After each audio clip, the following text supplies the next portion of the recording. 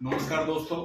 तो आप हर बार की तरह देखते हैं जब भी हमारा छुट्टी रहते हैं तो हम जो फुटपाथ पर गरीब बेसहारा लोग रहते हैं उनके लिए खाना बनाते हैं।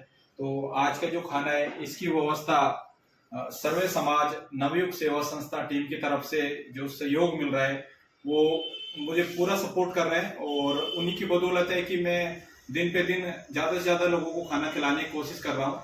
तो आज हमने गरीब और बेसहारा लोगों के लिए खाना बनाया। तो ये चपाती है और ये जीरा राइस है, इधर दाल है और ये दाल हमारे पास बर्तन कम है तो हमको थोड़ा 2 बर्तनों बनाना पड़ता है। तो दोस्तों मेरा आप लोगों से निवेदन है कि आप भी इसी तरह हमारा सपोर्ट करिए और हमारे तरफ प्यार और बना के रखिए ताकि हम ज़्यादा से ज़्यादा लोगों को खाना खिलाने की मदद करें। थैंक यू दोस्तों।